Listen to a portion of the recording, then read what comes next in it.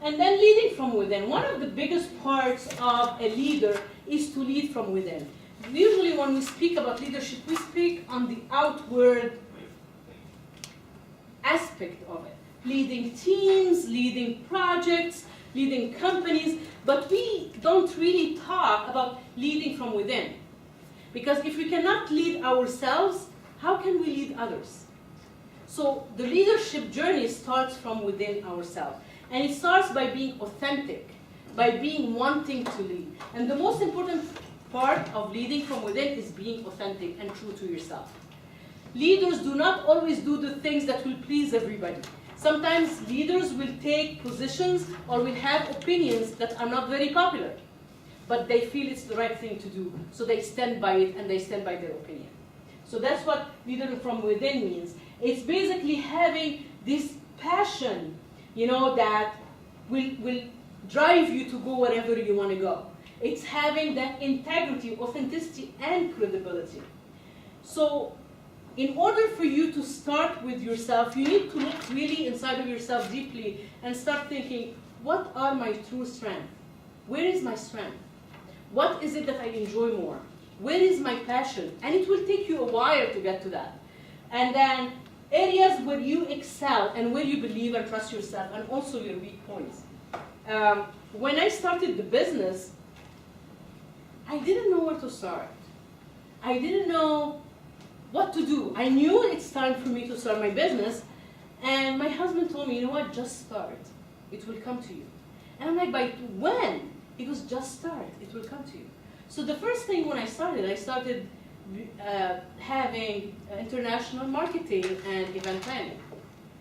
And it's totally different from whatever I knew now. I do now. Now I have a niche where I do only leadership, cross-cultural leadership, diversity, and I do some social media. But it just like it went from something very big to something small because I had to go within myself. I had to find, where am I happy? Where is my passion? Where is it that I excel? Where is it that I can give more? That I can do. Like, part of the things that I love to do is being here in BNLP. I really do. I love being here. Not only I like being here. I also started consulting for the Small Business Administration once a week for small businesses. And for me, it's like giving back. Giving back from every single blessing that I have, because I believe that I'm very blessed. So once you pass that on, when you find your passion and you find your true north, they call it, you will be able to give back properly and be the best leaders that anyone can see. So it's all about from within yourself. And you can find that in page 33. The base of any motivation of leadership or inspiration is trust. If you don't trust your leader, or if your people don't trust you as a leader, they will not follow you. It's like whatever you want to say, it will be from here to here. How many of us had, I don't know how much you worked in your life or whatever. I had bosses sometimes that would tell me something and I'm like, yeah, right. And it's because I don't trust them. I knew that they were not credible. I knew that they were not doing whatever they were supposed to do. So for me, it was just like, you have the position, it's okay, but it's just like whatever. And there are bosses that I had, that I hanged on to every single word they said, because I wanted to learn, because I knew that they had that fountain of knowledge that if I take some part of it, it will be the best thing I'll ever do in my life. Even friends. Sometimes friends can talk and you're like, yeah. And there are friends that you go to when you need help, because you know that they're going to give you the wisdom that you need. So it's all about trust. And so I want you to think about this. The first thing here, do you know your leadership style? I want you to write it down. You don't have to discuss it. I want you to write. Remember what we went through, the styles of leadership this morning? I want you to think, what is your leadership style? And write it. When I was younger, I used to think that it's my way or the highway. And for some reason, I was a manager at a very, very early age. And I always thought that I knew the best of everybody else. So I was like, this is my way. This is how you're going to, and you're going to do it this way because I'm telling you to do it that way. And how much did I change through the years?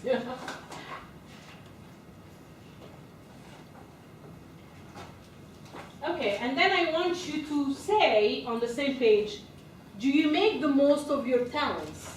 Actually, the first question should be, do you know where your talents are? And if you use most of your talents? I want you to write that down too. You spend time on learning the important skills needed to succeed? Yes or no? Again, write it down. And then do you motivate and inspire people, and do you conquer setbacks? Yes or no? I have 7 points on how to empower yourself, being more self-confident and self-motivated. The first one is ask yourself, what do I want?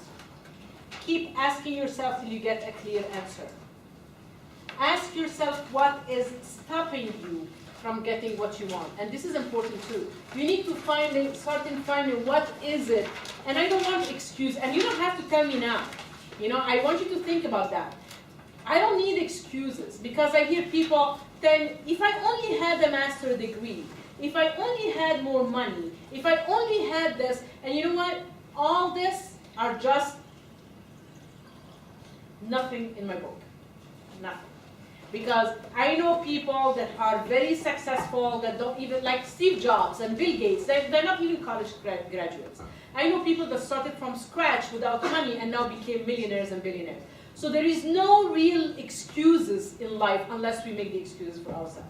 So I want you to think, what is stopping, what is between you and achieving your goals? And you need, again, to go within yourself to know that. And you need to be very honest.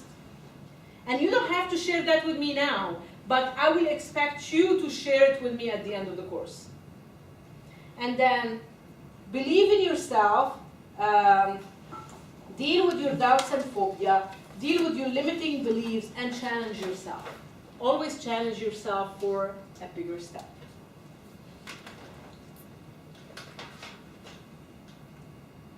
And now we're talking about something that is a bonus that I have put in this, that I usually it's not really a part of leadership, but it's really, I call it like a blueprint or a roadmap for leadership. And it has an acronym. Acronym, when you say something that means something like every letter from a first word, it's called GROW.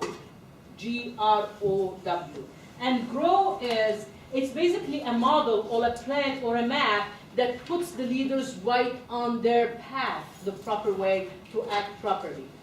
So the first G starts for goal. So in order for you, again, to know where you're going, you need to have a goal of where you're going to go. You need to envision that goal. And you need to have it in an executable manner, meaning an execution strategy to get there. The R is for reality, where you have to be really true to yourself and honest in if your goal is achievable or not. Are you going to be able to do it or not? You have to be realistic about it. And then you have options like, what are the different ways that I can get to that goal? Options that you can have. And then will. The will, the willpower is the wanting, the dear wanting to achieve something. You have to have that will to get there. So you have to have a goal. You have to have how to get the reality of where you are, like your vision and mission, like we did this morning. You have to have the options and the will. The will means the want to be there. And that's a structure that gives you more or less a plan for how to go with your leadership. And it doesn't only, it makes you, put you on the path so you don't lose time going all over the place. But it puts you in a path where you actually start by the goal, by options, by thinking about yourself, by thinking about your reality, what's stopping you, where can you go, and develop that will or that power to move forward.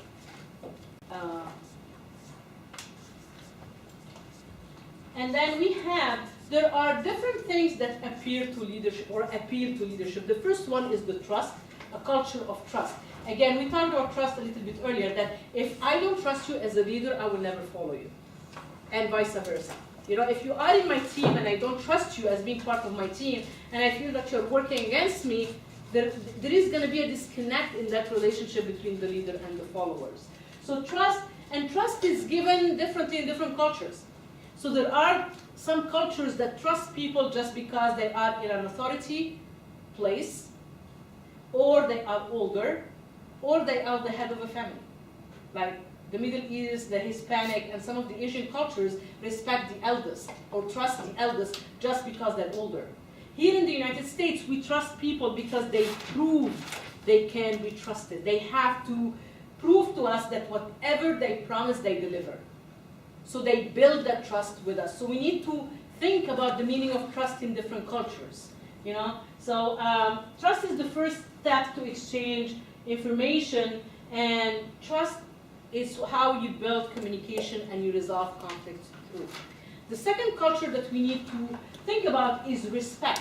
Again, respect is different in different cultures. Respect is given in certain cultures for the eldest, for the people in authority, not because they earned it, but because they are in that place. Where here, we give respect more that is earned. I personally always give respect. I don't wait for people to earn it, because if I don't do that, I might alienate people that are very good people in my life. So to give respect, we are human beings. We give what we get, or we get what we give. So if you give someone trust, 90% of the time, or respect for that matter, 90% of the time, they're going to return back respect to you. You teach them the way. I know that a lot of people believe that respect has to be, or you have to prove to me that you deserve my respect. When I respect others, I actually respect myself. Not them. I respect others. I respect myself. Because I trust myself enough to respect everybody and be able to deal with them no matter what comes from them. You know, it's the same about jealousy. When people are jealous, you know why they're jealous? Insecurity. Yeah, because they know inside of them that if anything happens, they're not going to be able to deal with it. But if you are secure with yourself and you say, I can deal with anything no matter what happens, you will never, I mean, we all have a little bit of jealousy, but you will never be that jealous, crazy person. Because you know that if it comes, you're going to be able to deal with it. Big deal. Okay, that's the same with respect. You know, my husband always tells me something that it stayed with me all the time. He says, deal with people as you are, not as they are. It doesn't matter who's dealing with you. You need to deal with people as who you are. So if you are respectful, you are trusty, you need, and I always trust people. I mean, I used to be innocently trusting people. Now it's a little bit different. I give trust knowing that I can handle anything that can come my way, but I always give the benefit of the doubt. Always. And even if something does something wrong the first time, maybe I'll watch them, but I'll still give them some rope. And that rope can either, they can strangle themselves with it, or that rope can bring them closer to me. So it's up to us. It starts with us. Remember, it starts with us. We give respect, we give trust. So for example, do you respect people that don't agree with you? Or you feel like they don't know anything and you know better? You need to think about that. Yeah. That's part of respect. I do. Do you believe in different cultures? And now the art of how do you attract people? You attract people to you. First of all, some people are born, like we said, charismatic. Like they attract people to them like a magnet, and people just get drawn to you. And you can make friendships very easy, and people will listen to you. So you inspire people. And some people feel like they have to be in a power position to influence people. When someone uses their power to influence people, they're actually not really influencing them. They're forcing them to do something out of a position of force, not influencing them. So to attract people to you is to be able to positively influence them and their thinking and their actions. So they will do whatever you want them to do, thinking that they're doing only what they want to do. Make sense? Persuasion comes after motivation. So persuasion actually has three things. It's called, again, it's Greek. We know that the Greek methodology or the Greek culture was one of the very first cultures on earth, after the pharaohs, of course. But so they have the persuasion as ethos, pathos, and logos. Ethos is the credibility or the ethics or your integrity. So if a leader have this credibility and this integrity, people will really believe in them. You know, that they have that integrity and that honesty and that authenticity, and they will follow them. And they will influence people by their character. Pathos are emotional, and it's how to persuade people by appealing to their emotions. It's emotional intelligence. So see how many thousands of years ago, in the Greek culture, the Greek methodology, they knew that there is something called, they didn't call it emotional intelligence, but they call it pathos, which you need to relate to your people with emotions. So this was even a very old science that we are barely starting to use it in our lives these days. And then logos are when you are logical and you build the case. Like in business, if I go to a meeting and I want to convince someone of something, why it's important, I offer what is called a business case. And a business case is when you put why we should do this, how we should do it, what are we gaining if we do it, and what are we losing if we don't do it. That's what's called a business case. You persuade the person in front of you. You show them what you're going to gain if you're going to do it, and what you're going to lose if you're not going to do it. And of course, the gain has to be a lot higher than the loss. Or the loss has to be a lot higher, that you're going to lose a lot more than what you can actually gain or sustain if you don't do it. Okay, so that's what's called a business case. So ethos must always come first, which is the credibility. And then, if you have credibility, you're going to appeal to their emotion. And if you're going to appeal to their emotion, you can then persuade them. It's like a continuity, like a cycle that goes one to one. Okay, so you are credible, you can persuade them, and you can basically emotionally attach to them. To summarize what we said today, this is the action plan that we need to do. Like, we remember I talked about strategic thinking, which is like a trip to assess where you are, where you are now, where you want to go, how would you get there, how would you know that you get there. You have goals, you address them. If you get stuck somewhere, look for a mentor. And there are a lot of people that would love to help others, that will act as their mentors. And mentor is different than a coach. A mentor will let you speak and will show you way and will let you do your own way. They will increase your empowerment. And that's the difference between a coach and a mentor. Seek experience and create a personal mission statement or legacy. Like this morning, how you did the vision and the mission statements. You know, I'm sure that some of you, this is the first time they ever put together a vision and a mission statement. And now you can start putting it for your own self, for your own personal goals. This is what I inspire, and this is how I'm going to do it. Why I'm doing it, and what I'm doing. So I encourage you highly to think about your own personal mission and vision statements.